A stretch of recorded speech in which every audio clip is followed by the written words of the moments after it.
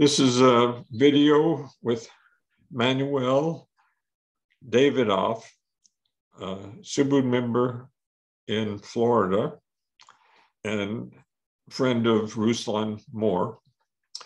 So, Manuel, could you start off by saying how you came into Subud? Yes, first of all, hello, dear Rahman again. Hi. Thank you for the interview.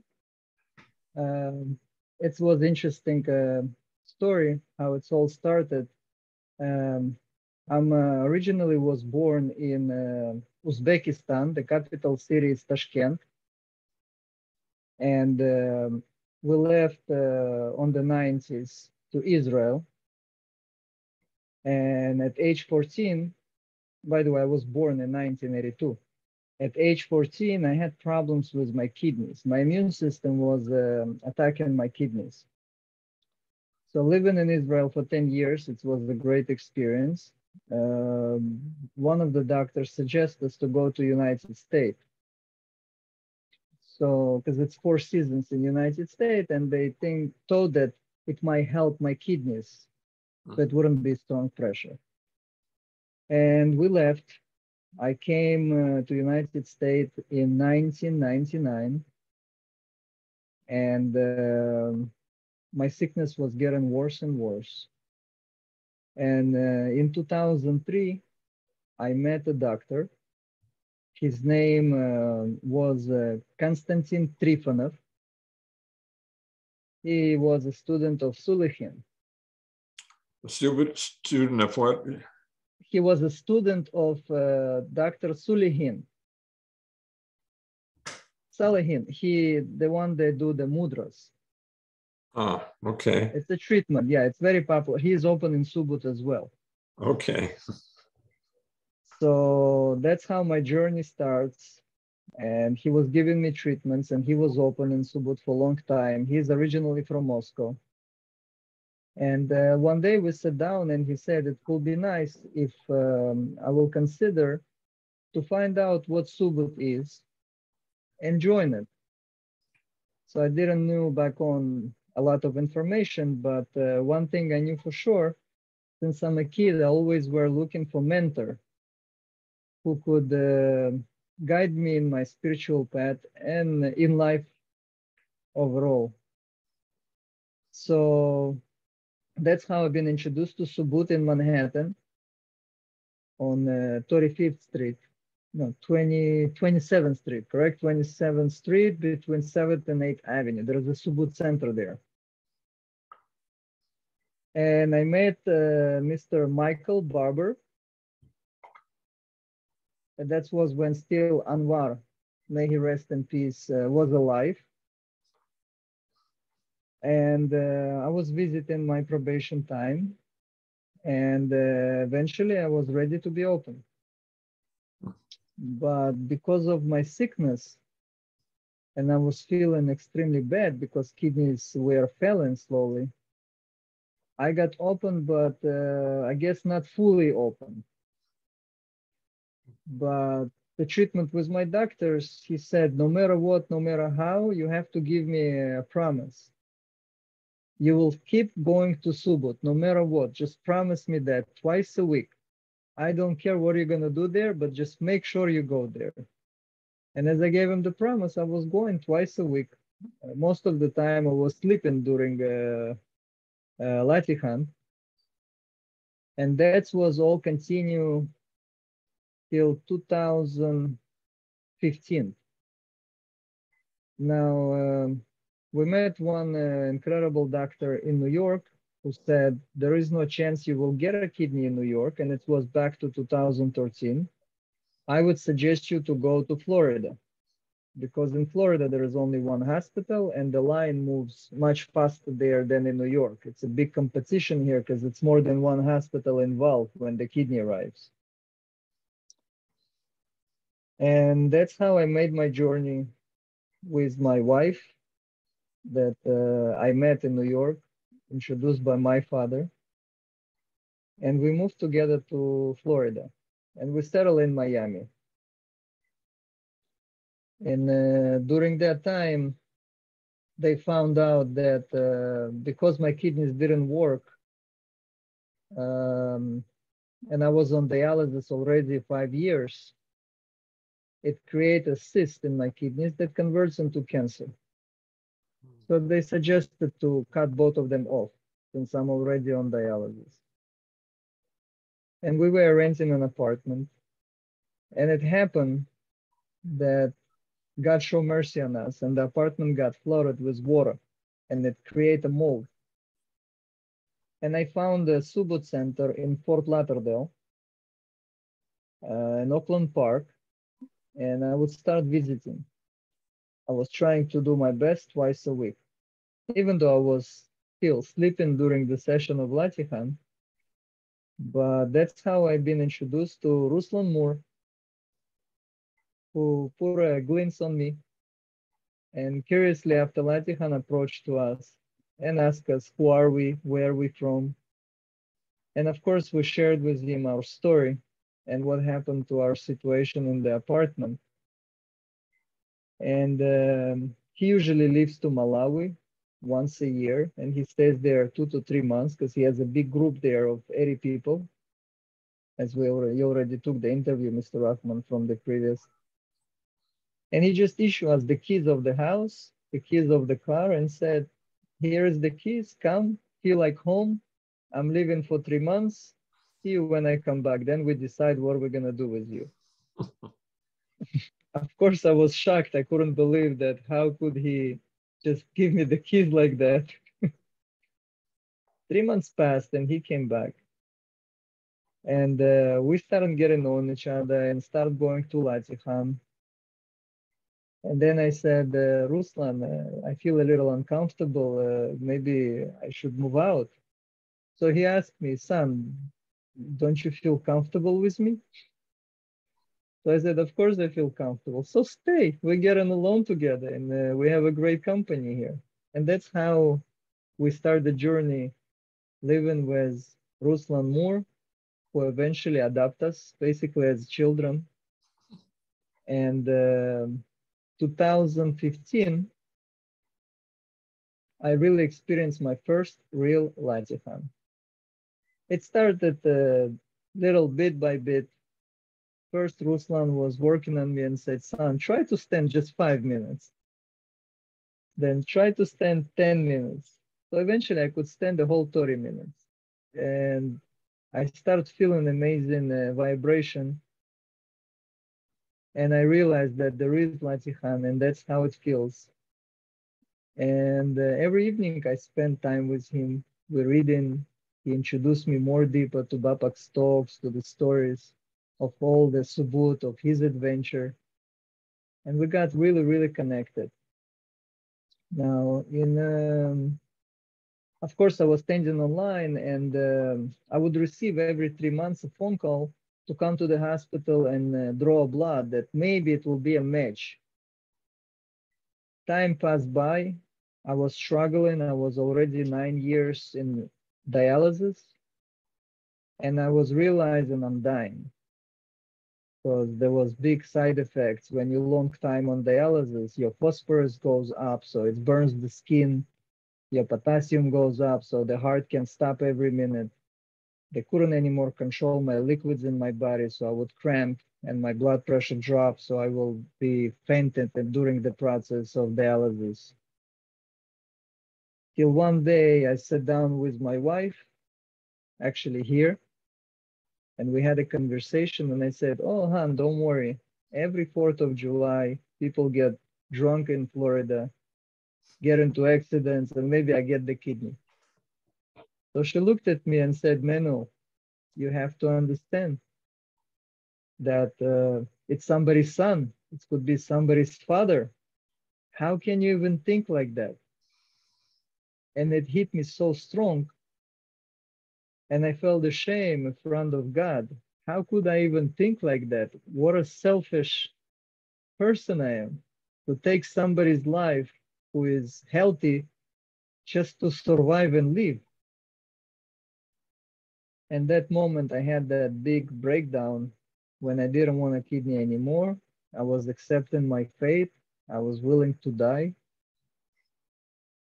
And it's actually on Sunday where we have Latihan at 8 o'clock in the evening. I receive a phone call during the day that maybe there will be another match. So should I be ready to go and draw blood? And I ignored it because I wasn't interested in it anymore. And after what I heard from my wife. So in the evening when we went to Latihan, I was sitting down and doing quiet. And I felt so bad and ashamed. And I was saying, Lord, I know I wasn't a good person. I was living my life, selfish life. I did a lot of wrong, even though I was young at that age, but I succeed everywhere where I shouldn't. And if there is any credits, any good deeds I did, please grant it to this young fellow who just got into accident and passed away. I'm not interested in anything except pay for my mistakes, and I'm willing to die. So when the Latihan started, I was standing, crying the whole 30 minutes. A lot of things ran in my mind. And as Papa Ruslan tell me, it's not enough just going to Latihan. The reality is you really have to give everything to Lord. You cannot hide things or close little shelves in your heart and say, here, Lord, I'm not going to open it. You truly have to have guts to open everything because he knows it anyway. And I did it. It wasn't easy. I did it and I was crying 30 minutes nonstop. But you know, when I walked out after Latihan, I felt so light.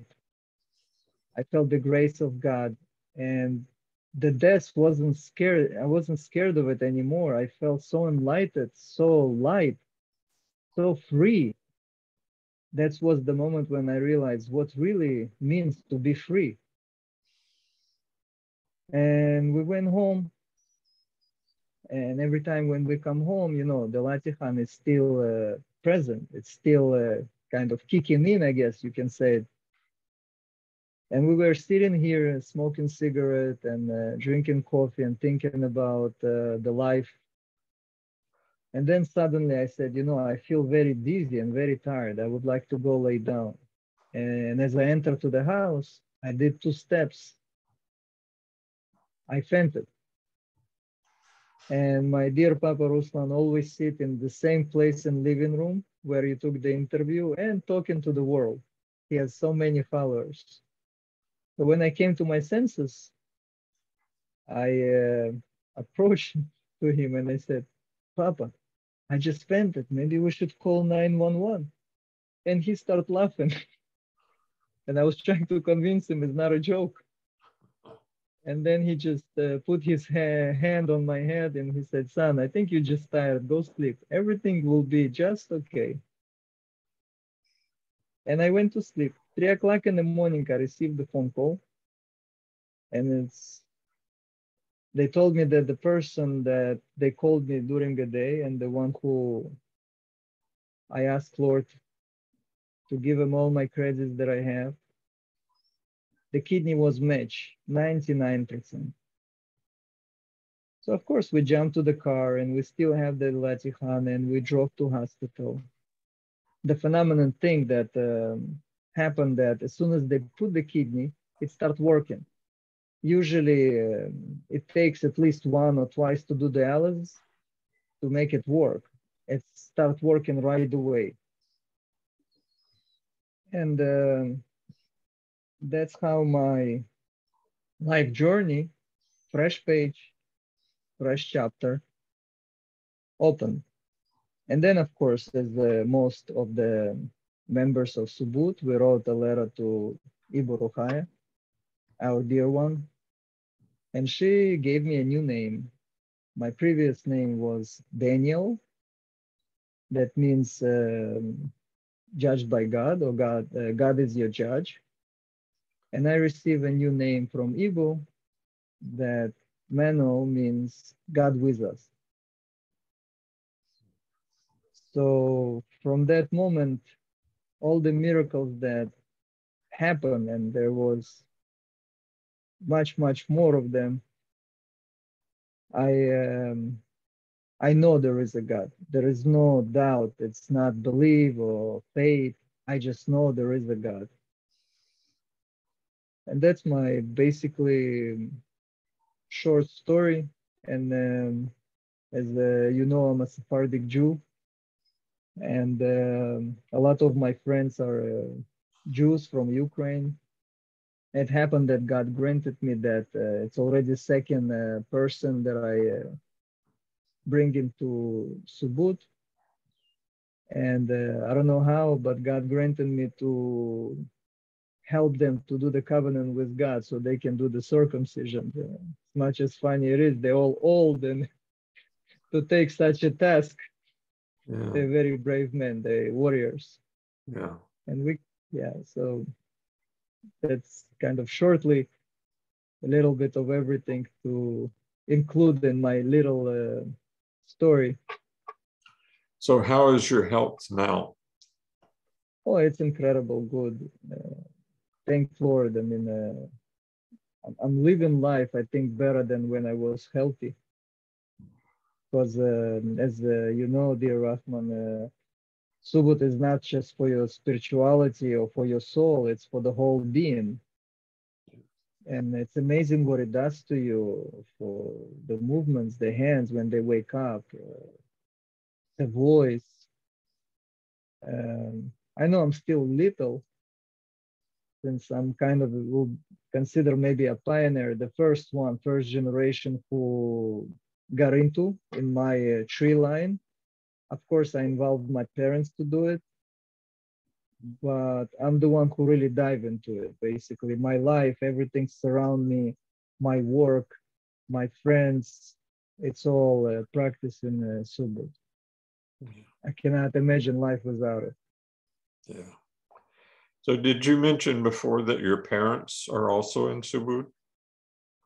Yes, while I was sick and my parents saw my condition, they were about to give up too. You know, when you see a child, only child in such condition, you get an old, not just by years, by days, by minutes. And I could see the changes in them, the frustration, the hope was slowly disappearing. And basically, with all the miracles that happened to me, my father said, "What is Subud? I want to be open." And same thing, my mom, and she got the name from Ibu as well. And you know, they live an ordinary life. They're not that dedicated as me, but I'm sure it will help generation before and for me to maybe progress a little forward, if it's God's will, of course. Yeah, that's very good. So have you had any particular experiences in Subud that you'd like to talk about? No, as you see that I've been maybe granted with certain gifts because my grandpa,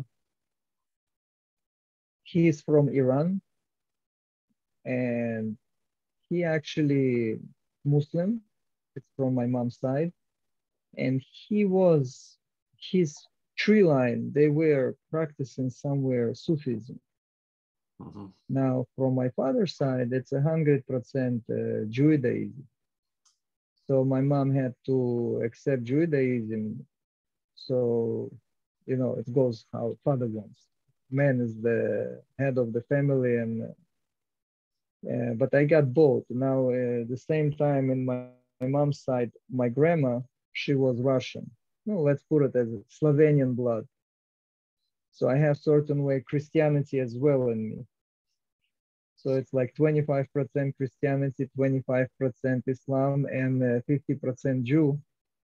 And of course, I was raised by Jewish traditions, but because we came from Uzbekistan, this is how we've been actually saved, because we were surrounded Muslim brothers.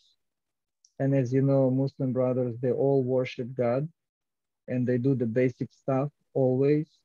And I mean, prayers, I mean, honor their parents.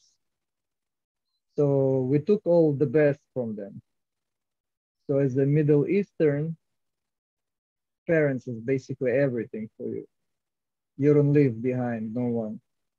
There is no nursing home, or it will be total disrespect if I would ever do that. And I'm the youngest in the family, so I have to take care of my parents till their last breath.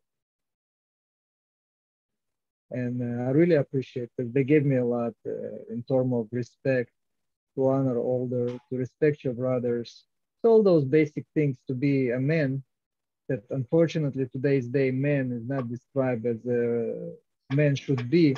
And it's all about manners, to be a gentleman, and to have those probably guts to say I'm sorry, to admit when you're wrong. Qualities now are totally different when people say man. Maybe it's more like macho. Yeah. So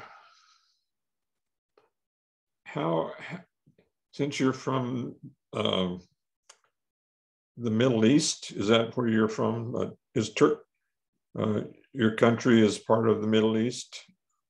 Now, Uzbekistan, I mean, I'm sure, Mr. Rahman, you know the stories about 1001 Nights, the Shahrazada story. Yeah. So those stories were happening between Baghdad and Samarkand, the Silk Road. So Samarkand, it's part of Uzbekistan, the whole city made from mosaic. So all those Aladdin stories and etc., etc. This is how we grew up on. Yeah.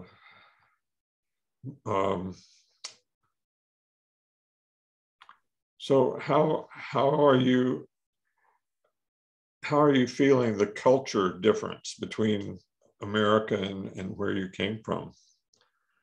Oh, I respect all cultures. It's just whatever given to me, it's precious. And you know, I'm married to a Russian girl, and it's all again by grace of God that she's very obedient and she likes it. I mean, it's interesting now. I was digging the story. My grandpa was in a war, World War II, and he walked all the way till Berlin. But the interesting thing, my wife, she's from Krasnodar. It's not far from Chechnya, but it's a really Russian area, Kuban. And my grandpa was released in that city. He was pushing, you know, the Nazis from it. That's how they started and went through the Georgia after. So it's interesting how, you know, maybe soul related why I met her. But it's very easy because she has the culture as well, and she loves it. She, you know, Subud changed her totally. I mean, we don't have much of attraction to material. It just comes, but overall, it's more how God wants it. So it's always for us. Before I go do something, God, may you please be pleased with me. And if it's not mine or I shouldn't be there, close the doors because I'm still little. I don't have that fast inner guidance like majority who is 20, 30 years in Subud. You know how is it? It's the 3 rules. You have to have willingness, patience, so you can observe, and surrendering, be able to surrendering. Acceptance, I guess, surrendering and acceptance. And we live by those rules, you know, and I have a great mentor, that's Ruslan. And I cannot imagine anything better than that. All my dreams come true, and now we just prosper and everything. It's quite a story. You know, if it can inspire the young generation, because I know we're all young and we energized and we want to go to this world and prosper materially, you know, make money, build something to prove we can, use our ego, our animal forces. But in my case, at least, I realize you don't have to. God will give it to you so smoothly, and He will show you when you need to use them. So they've been used properly, and it's amazing. Yeah. It's so less struggling, you know. Yeah. Well, I don't have any more questions, but do you have anything else you'd like to say? You know, one of the reasons why I would like to do that interview with you, Mr. Rahman, I really want to maybe give a message to young generation that God exists, and we've been blessed to have Subud. It's something that anyone in the world probably wish.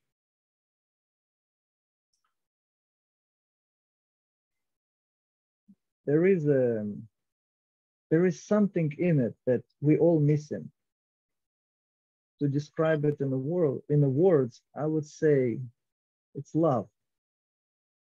It's the acceptance and probably feeling the inner of any person we meet, the good essence of soul, that we can love that person and ignore the minuses.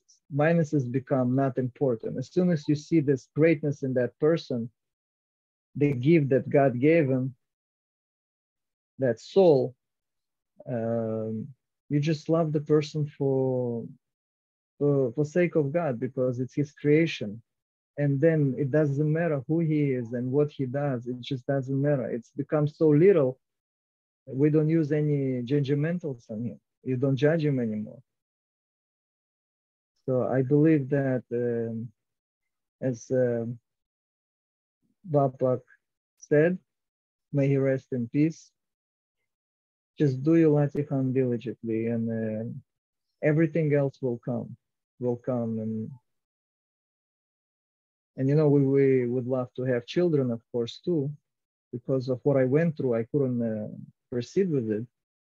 And now it's kind of our chance. But God still don't give us yet children. But in a way, I understand that I want to have a good soul children so they can worship God as I do. Continue in Latihan and prosper in their lives and bring love, you know, bring love and peace. As Papa Ruslan said in an interview that Babak usually said, if we just try to do the Latihan before we start in a quiet, to ask for the all mankind, not for me personal as a manual, but for the all mankind to receive, it's amazing experience. If anyone will ever try to do it, the feeling is amazing, because you feel how wonderful it would be for others if they will find God, the light, the grace, and you feel for everyone. The feeling, it's like multiple, you know, and it's amazing lift. So is there any other questions I can answer? Maybe something you would like to ask? I can't think of anything right now. Yeah, as I said, I summarized everything just to take the main things from all the experience. Yeah. Yeah. And if anyone comes to Fort Lauderdale, they're always welcome. Okay. Yeah, I always laugh, and I tell Papa Ruslan that one day I should create some sign on a door that we are Abraham descendants, the children of Abraham, so we can continue to guest our brothers, you know. Yeah. Well, thank you. I appreciate you doing this. Of course, pleasure. It's an amazing story. Oh, wait till you ask my wife her story. She will have a lot to tell you for sure. That will be another amazing story. Is she available now or not? She's going to sleep much earlier than me. It's Okay. my precious time with Papa. Yeah. Well, thanks again. I'm going to end the interview now. Okay.